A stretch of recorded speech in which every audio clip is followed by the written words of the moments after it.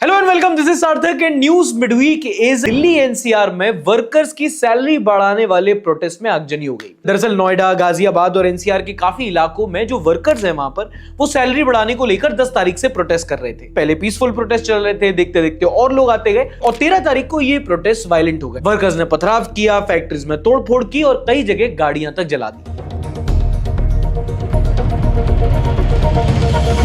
अरे कहां चले घूमने सोनमर्ग, हमारा न्योड़ा कश्मीर से कम है के? मामला इतना ज्यादा आउट ऑफ कंट्रोल हो गया कि पैरामिलिट्री फोर्सेस को इन्वॉल्व होना पड़ा। 7 एफआईआर दर्ज हुई और कई सारे लोग अरेस्ट हुए। एंड 10 तारीख को पीसफुल प्रोटेस्ट, 11 में टेंशन, 12 में तोड़फोड़ और लोगों को तब पता चला जब 13 तारीख को वो ट्रैफिक में फंस गए।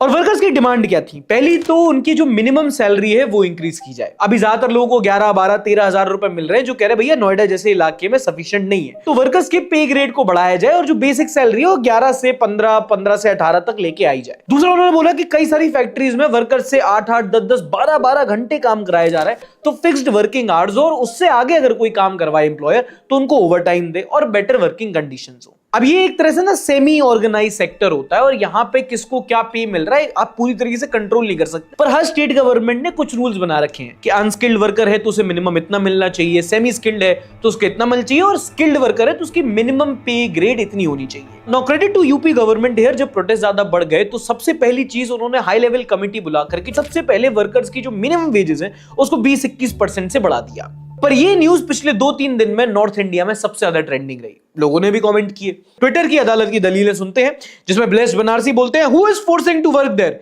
Resign and move to other companies. और क्या, जगह जगह कंपनी तो खुली है, गली गली में रोजगारी तो मिल रहा है? हर गली यूनिकॉर्न योजना के तहत फाउंडर घर घर से जाके वर्कर्स को हाथ जोड़ के लेके तो आ रहे हैं ना। खूब नौकरी है देश में, बहुत बढ़िया। वाह मोदी जी, वाह वाह। गनफायर बोलते हैं, no rocket science, they want increase in salary, owner will reduce the total number of employees to match the expenses in return for the increased salary। वो बात तो सही है।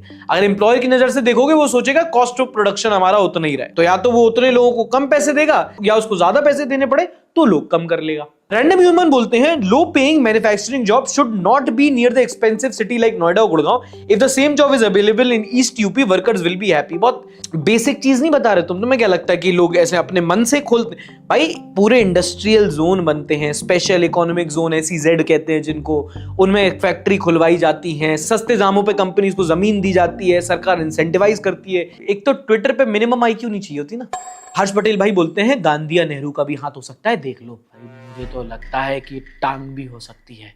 पता नहीं ऐसे डेंजरस सिचुएशन में मैं ऑटोमेटिकली आगे कैसे आ जाता हूँ। Now coming to the point, सुनने में भले ही अच्छा लगता है कि इन्होंने 20%, 21% सैलरी बढ़ा दी, but remember you are talking about the lowest of the low pay grade. जिनका पैसा बढ़ा भी ना, उनका भी ज्यादा 2000-3000 रुपए बढ़ा है, और ये तब बढ़ा है जब 2-3 साल से नहीं बढ़ रहा तो उन्हें प्रोटेस्ट करना पड़ा। रिमेंबर, महंगाई बढ़ रही है, इनकी तनख्वाह नहीं बढ़ रही है। इन सब के अराउंड ना भी कानून होते हैं। हमारे देश में एक लेबर मिनिस्ट्री है जो नेशनल मिनिमम वेज तय करती है। जो अभी मिनिमम वेज है वो है 178 रुपए प्रतिदिन।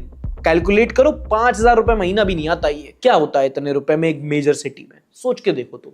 और तुम्हें बता दूं, देश में गरीबी इतनी है कि इस रेट पे भी लोग महीनों भर काम करते हैं। And notice how I am hammering on the fact कि वेजेस नहीं बढ़ी हैं काफी टाइम से, है ना। हर साल 7-8% के हिसाब से इन्फ्लेशन, महंगाई दर बढ़ता है। जो बिस्कुट आप 5 रुपए का ले रहे हो, आप अगले साल लेने जाओगे तो या तो बिस्कुट महंगा हो जाएगा या बिस्कुट का साइज छोटा हो जाएगा। आटा, दाल, चावल, एजुकेशन की फीस, भाड़ा, सब साल दर साल बढ़ता है। तनख्वाह उस हिसाब से नहीं बढ़ती है, तभी इन लोगों को सड़क पे आना पड़ा। फॉर एग्जाम्पल, इस वर्कर की वीडियो देखो। 11,000 सैलरी दे रहा है।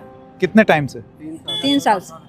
3 साल से आपकी 11,000 ही है तनख्वाह। हेल्प हरी कर रहे काम क्या करती हैं? हैं, धागा काटती खड़ा खड़ा। कितने घंटे की ड्यूटी होती है एक दिन 8 में? घंटा। 8 घंटा होती है। ओवर टाइम भी हो जाता है? ओवर टाइम लगता है तो 2 घंटा देता है, 8 बजे तक सर। 12 घंटा करवाते हैं, 13 घंटा सर। 9 बजे ड्यूटी, 6 बजे छुट्टी देता है। अब तुम सोच के देखो, ये कहीं दूर दराज के गांव से ग्रामीण सेवा ऑटो में धक्के खा के ये औरत सुबह 9 बजे अपनी फैक्ट्री में पहुंचती होगी। दिन के 8-10 घंटे खड़े होके धागा काटती होगी, कभी कभी 12 घंटे हो जाते हैं, और उस काम के उसको महीने भर के 11,000 रुपए मिलते हैं और 3 साल से तनख्वाह नहीं बढ़ी है इसकी। ये कहानी है। और इनकी तरह ना हजारों लाखों लोग हैं जो हर रोज सुबह सुबह फैक्ट्रियों में काम करने के लिए उमड़ते हैं। कितने रुपए मिलते हैं उनको? 10,000, 11,000, 12,000 रुपए। और उस 10-12,000 का क्या होता है? कहीं 5,000 रुपए का इनको कमरा मिलता है। कमरा क्या मिलता है? कमरे में एक बिस्तर मिलता है, जिससे ज्यादा बड़े एरिया में गांव में तबेले में भैंस बनती है। 2-3 हजार रुपए किराए में चला जाता है, 3-4 हजार रुपए खाने में चला जाता है। इतने में ही उनकी सैलरी खत्म हो जाती है। अब बाकी में घर, बच्चे, परिवार को क्या दें? तो मैं गिल्ट ट्रिप नहीं कर रहा हूं, बस बता रहा हूं कि वो लोग जो सड़क पे उतरे, उसकी पीछे की जिंदगी, उसकी पीछे की वजह क्या है। और इनकी मेहनत पे गाली 2 बार पड़ती है। एक, जब मालिक तनख्वाह कम देता है, बढ़ाने से मना कर देता है, और दूसरी बार गाली तब पड़ती है जब स्टेट का लेबर मिनिस्टर, जिसका काम था इनके राइट्स को प्रोटेक्ट करना, वो बोलता है कि ये तो पाकिस्तान से आतंकवादी हैं। वाह, कुछ भी हो, सीधा एंटी नेशनल, सीधा पाकिस्तानी। तो एक तो इतना आसान है ना कि किसान प्रोटेस्ट पे बैठे वो पाकिस्तानी, वर्कर स्ट्राइक करे वो पाकिस्तानी, कोई और सवाल पूछे वो एंटी नेशनल, नेशनलिस्ट बस इनकी पार्टी है। और लॉजिकली देखो तो इतना स्टूपिड आर्गुमेंट है कि आपने सारी जांच एजेंसी, सारी सिक्योरिटी फोर्सेस के काम पे थूक दिया कि पाकिस्तान इतना बड़ा हो गया कि वो नोएडा को लियारी बना रहा है, प्रोटेस्ट फंड कर रहा है यहाँ पे। पाकिस्तान जो कर्जा नहीं चुका पा रहा, तेल नहीं खरीद पा रहा, वो हमारे देश के कैपिटल रीजन में ऑर्गेनाइज लेबर प्रोटेस्ट करवा पा रहा है। फिर तो धुरंधर मूवी पक्के में प्रोपेगेंडा है, क्योंकि जांच एजेंसी तो हमारी नाकार हुई। रॉ से ज्यादा अच्छी तरीके से काम तो आईएसआई कर रही है ना जमील साहब? कुछ भी हो, फ्लड, प्रोटेस्ट, ट्रैफिक, हर चीज में पाकिस्तान का हाथ, कानून से ज्यादा लंबा हाथ हमारे देश में पाकिस्तान का है, हर चीज में घुसा रखा है।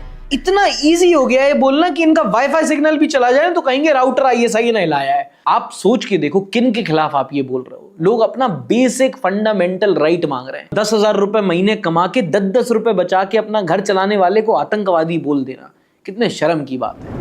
But anyway, with due responsibility बोल रहा हूं, हमारे देश में वर्कर प्रोटेस्ट की आदत डाल रहा हूं। अभी ये सैलरी के लिए कर रहे हैं, आगे जाके जॉब्स के लिए कर रहे हैं। और अगले प्रोटेस्ट का रीजन मैनेजमेंट लेवल पे नहीं, वर्कर लेवल पे होगा। इस हफ्ते ये वाली वीडियो वायरल हुई, देखो। सब आदमी लगाया कैमरा, इसमें मिनट वनट सब चालू है। ये वीडियो इंडिया की एक फैक्ट्री की है जहां पे सारे वर्कर्स के सर पर ये कैमरा बैंड लगा हुआ है, जो हर चीज वो जो जैसा भी काम कर रहे हैं उसको रिकॉर्ड कर रहा है और डेटा कलेक्ट कर रहा है। और जब मैं बोल रहा हूं डेटा कलेक्ट हो रहा है, आप समझ गए होंगे क्यों हो रहा है, किसके लिए हो रहा है। ये दरअसल डेटा कलेक्ट हो रहा है रोबोट्स को ट्रेन करने के लिए। अभी ये जो एआई है, इंजीनियरिंग है, रोबोटिक्स है, ये तुमको मिसाइल्स में दिखता है, वो गलगोटिया वाले कुत्ते में दिखता है, पर ये तुमको फैक्ट्रीज में आते नहीं दिख रहा, क्योंकि उसकी एक वजह है। ये जो फैक्ट्रियों के काम होते हैं जिसमें इंसान काम करते हैं, बहुत स्पेसिफिक काम होता है रोबोट्स के लिए। एआई, रोबोटिक्स, इंजीनियर्स के लिए एक सुपरसोनिक स्पीड पे फ्लाई करते हुए प्लेन को हिट करना ज्यादा आसान है कि ये छोटे छोटे डेलिकेट ह्यूमन वर्क को रेप्लिकेट करने के मुकाबले। ये तुम जितनी आसानी से उंगलियां हिला रहे हो ना, ये रोबोट्स के लिए बहुत मुश्किल होता है, क्योंकि sequencing, posture, bye manual coordination, किस हिसाब से हाथ मूव कर रहे हैं, कैसे वो ऑब्जेक्ट को पकड़ रहे हैं, उसमें कितना फोर्स लग रहा है, ऊपर उठाने में कैसे,